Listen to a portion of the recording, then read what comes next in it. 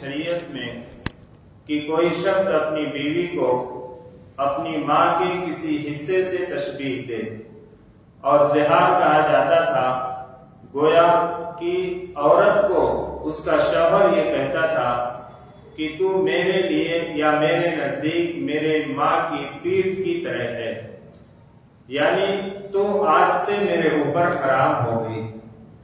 تو حضرت خولہ بنت ثعلب رضی اللہ عنہ کے جو شوہر تھے اوس بن ثابت رضی اللہ عنہ، انہوں نے غصے کی حالت میں اپنی بیوی سے یہ کہا انت علیہ کا ظہری امی، کہ تو میرے نزدیک میرے ماں کے پیٹھ کی طرح ہے، گویا تو آج سے مجھ پر حرام ہو گئی۔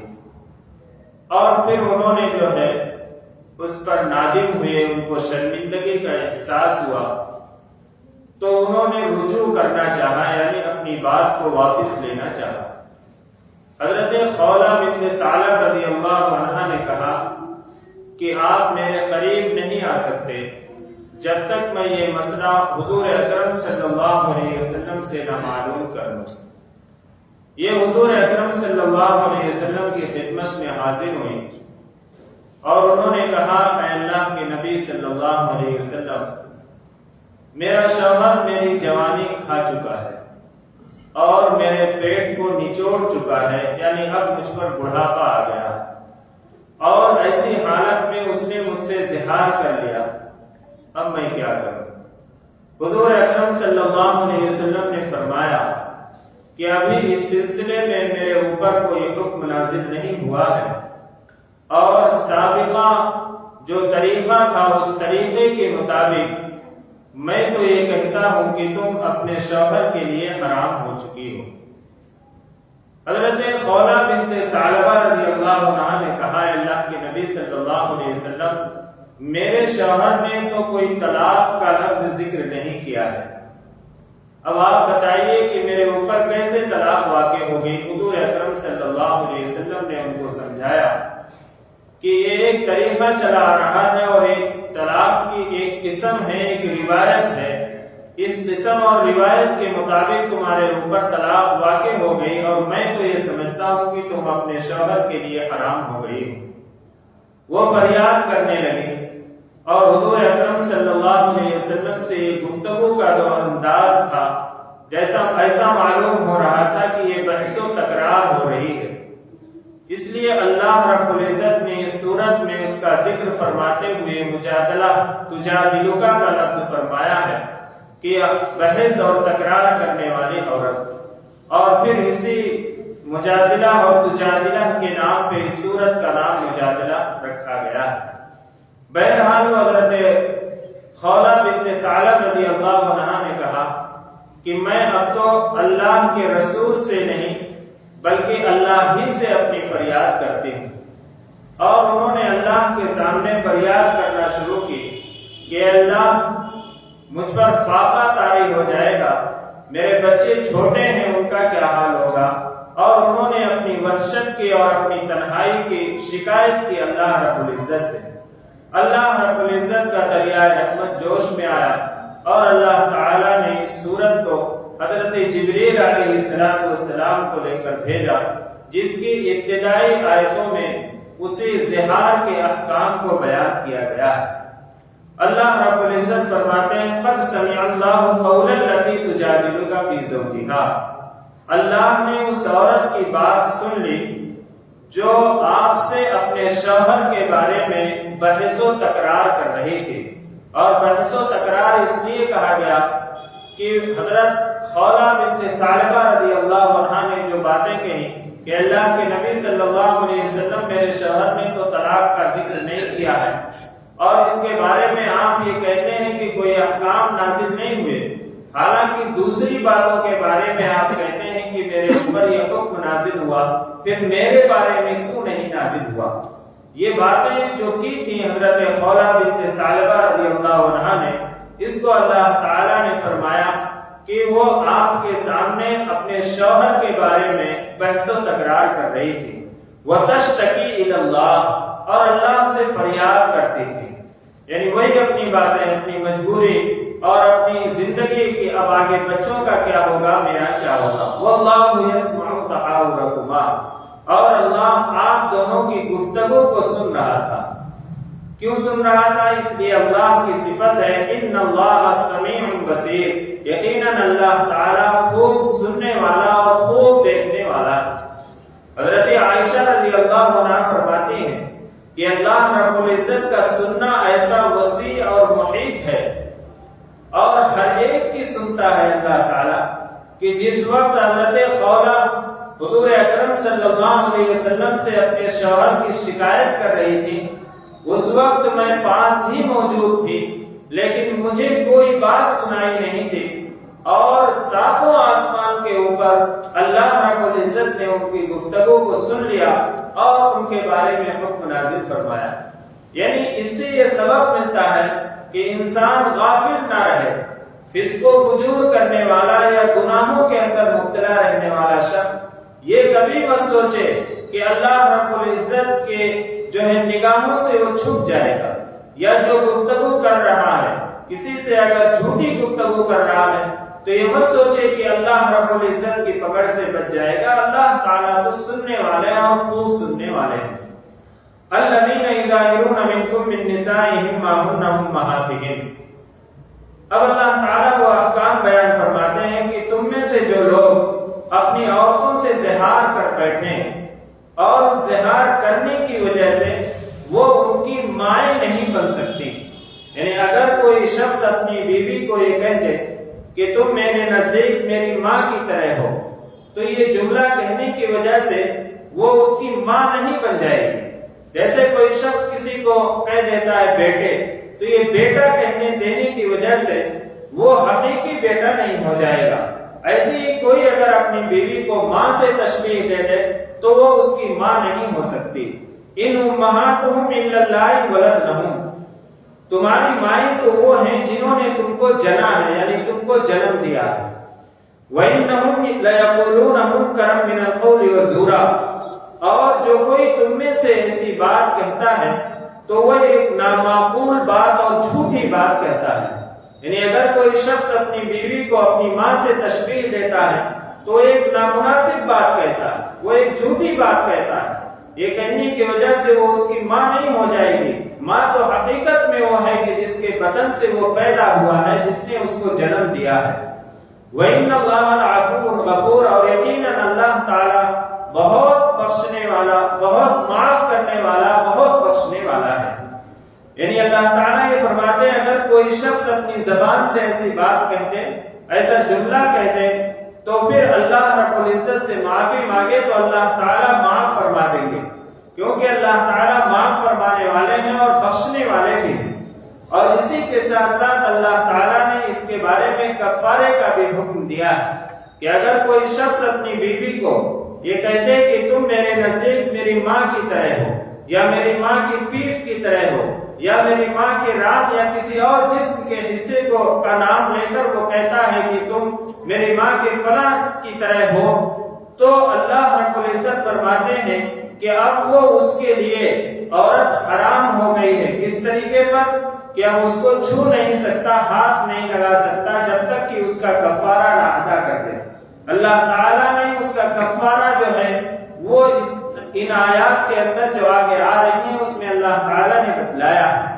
اللہ تعالیٰ فرماتے ہیں وَالَّذِينَ يُظَاهِرُونَ مِن نِّسَائِهِمْ، اور جو تم میں سے اپنی عورتوں سے زہار کر بیٹھے، کوئی شخص اپنی بیوی سے زہار کر لیا، یعنی کہہ دیا کہ تم میری ماں کی پیٹھ کی طرح ہو، ثُمَّ يَعُودُونَ لِمَا قَالُوا، پھر وہ اس بات سے رجوع کر رہا ہے، رجوع کرنا چاہ رہا ہے یا رجوع کرتا ہے کہ جو میں نے بات کہی ہے میں اس کو واپس لیتا ہوں۔ فَتَحْرِيرُ رَقَبَةٍ مِّن قَبْلِ أَن يَتَمَاسَّا، اللہ تعالیٰ فرماتے ہیں کہ وہ دونوں ہم بستر ہونے سے پہلے ایک غلام کو آزاد کریں، یعنی ایک دوسرے کو ہاتھ لگانے سے پہلے ایک غلام کو آزاد کریں۔ اب غلاموں کا زمانہ اس دور میں نہیں ہے، کیونکہ غلام کا دور ختم ہو چکا۔ ذَلِكَ تُوعَدُونَ بِهِ، اللہ تعالیٰ فرماتے ہیں تمہیں اس کے ذریعے سے ہدایت دی جاتی ہے یا نصیحت کی جاتی ہے۔ وَاللَّهُ بِمَا تَعْمَلُونَ خَبِيرٌ، اور اللہ جو تم کر رہے ہو اس سے باخبر ہے۔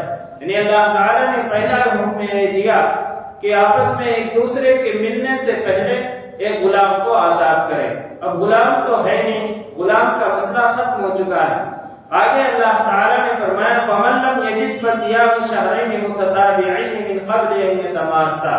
فَمَن لَّمْ يَجِدْ، بس اگر کسی کے پاس غلام نہ ہو. اس زمانے میں اگر کسی کے پاس غلام نہیں رہتے تھے، یا اس دور میں جیسا غلاموں کا اب تو رواج اور غلاموں کا مسئلہ ہی ختم ہو گیا، فَصِيَامُ شَهْرَيْنِ مُتَتَابِعَيْنِ، تو اسے چاہیے کہ 2 مہینے متواتر روزے رکھے، مسلسل 2 مہینے. یعنی اس گناہ کی سزا اور کفارہ یہ ہے کہ مسلسل 2 مہینے روزہ رکھے، درمیان میں ایک روزے کا بھی ناغہ نہ ہونے پائے. من قبل ان یتماسا، آپس میں ایک دوسرے کے ملنے سے پہلے. فمن لم یستطع، اب اللہ تعالیٰ فرماتے ہیں، سہولت دیتے ہیں کہ اگر کوئی اس کی طاقت نہیں رکھتا، استطاعت نہیں رکھتا، کمزور ہے، ضعیف ہے، بڑھاپا ہے، اس کی طاقت نہیں رکھتا، فَإِطْعَامُ 60 مسکینا، تو اسے چاہیے کہ 60 مسکینوں کو کھانا کھلائے. یعنی یہ کفارے کی 3 شکلیں اللہ رب العزت نے بتلائی: غلام آزاد کرنا، اور اس کے بعد غلام اگر نہیں ہے تو 2 مہینے تک مسلسل روزے رکھنا. اگر روزہ نہیں رکھ سکتا ہے کوئی شخص تو 60 مسکینوں کو کھانا کھلائے، اور کھانا بھی اوسط درجے کا جو آپ اپنے اہل و عیال کے ساتھ کھاتے ہیں. اور اگر کھانا کھلا نہیں سکتے تو پھر اس کا کفارہ یہ ہے کہ صدقہ فطر کی مقدار، یعنی 1.25 سیر جو گیہوں ہوتا ہے اس کی قیمت، یہ 60 مسکینوں کو دینا. 60 مسکینوں سے مراد یہ ہے کہ یا تو الگ الگ 60 مسکینوں کو دینا، یا 60 مسکین کی جو صدقہ فطر کی جو مقدار ہوتی ہے وہ مقدار جو ہے چند جو ہے مسکینوں کو، چند غریبوں کو، یا کسی ایک غریب کو بھی دے سکتے ہیں.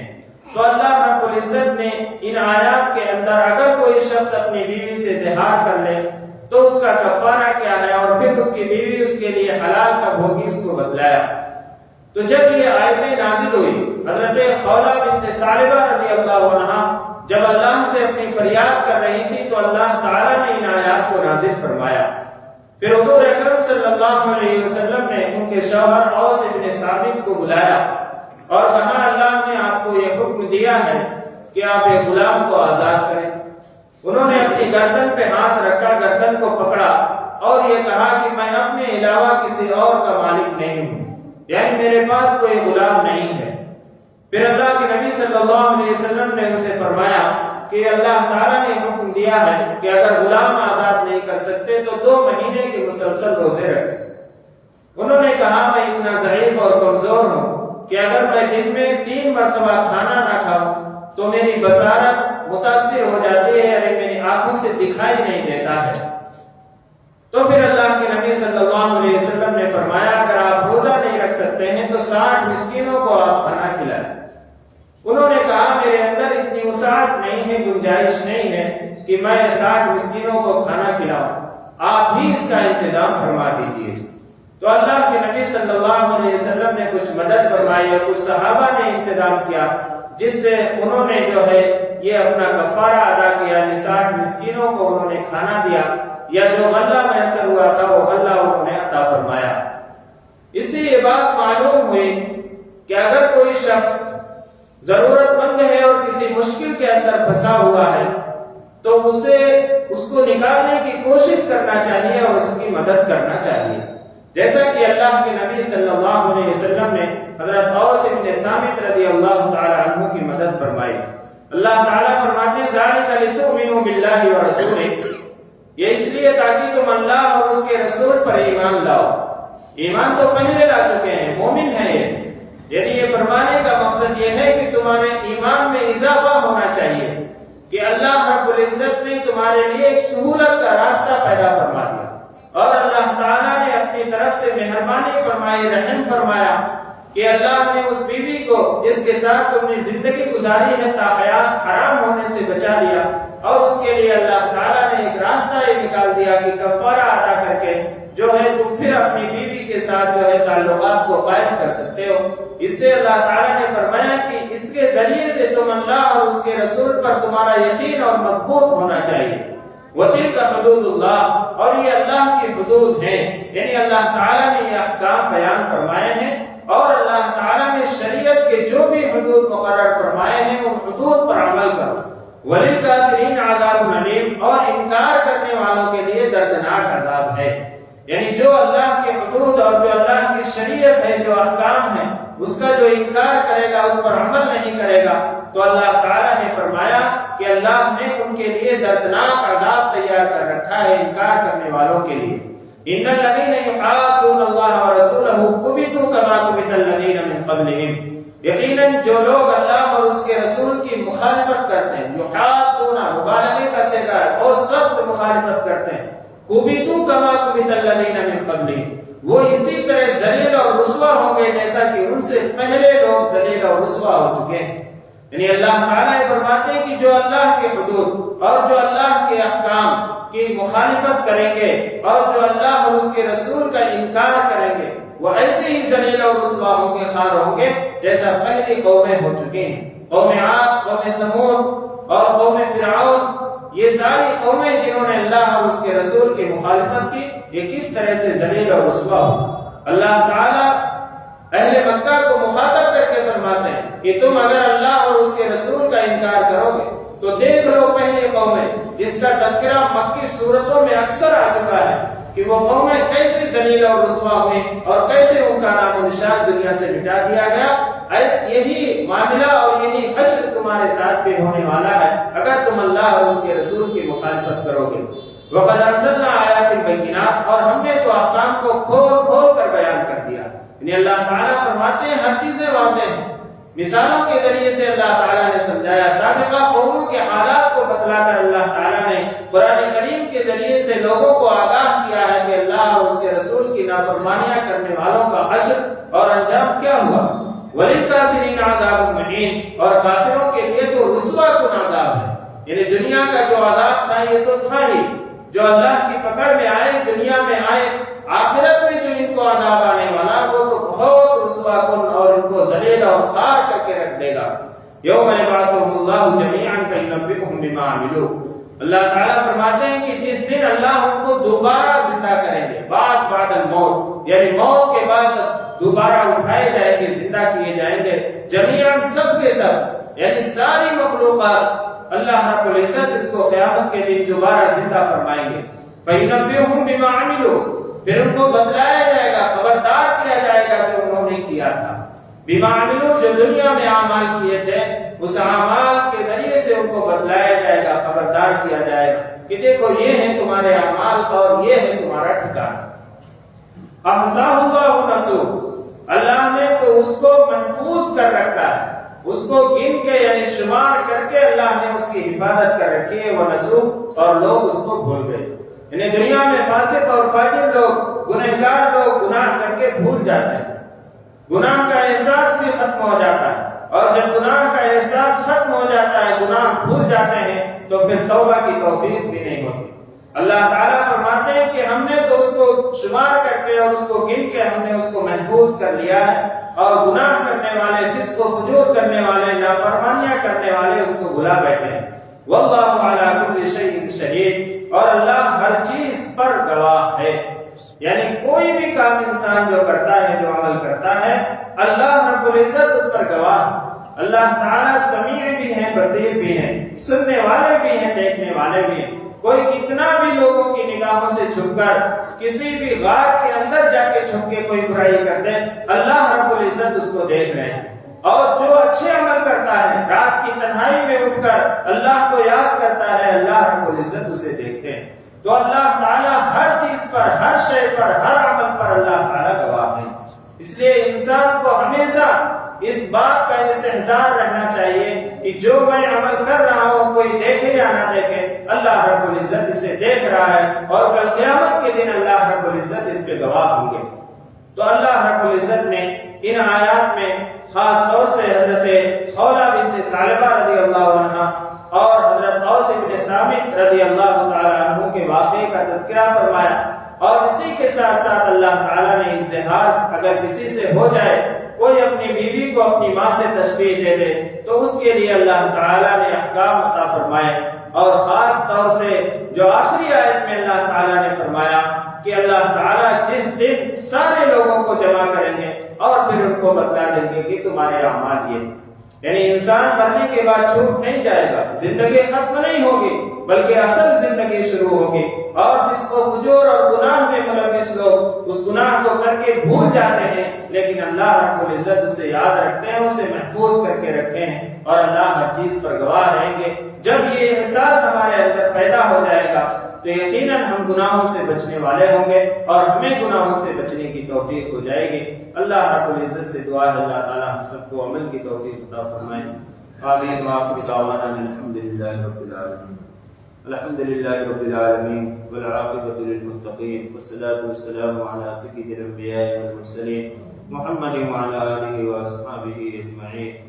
یا حی یا قیوم یا ودود یا ذو العرش المجید یا فعال لما یرید یا رحم الراحمین۔ آپ رب العالمین ہیں، سارے جہان کے پالنے والے، آپ رحمان ہیں، بڑی بڑی خطاؤں کو معاف فرمانے والے، آپ رحیم ہیں، بار بار معاف فرمانے والے، آپ کریم ہیں، بلا استحقاق بہت ساری نعمتوں سے نوازنے والے۔ یا رحم الراحمین، آپ نے ہمیں دین و دنیا کی بہت ساری نعمتیں عطا فرمائی۔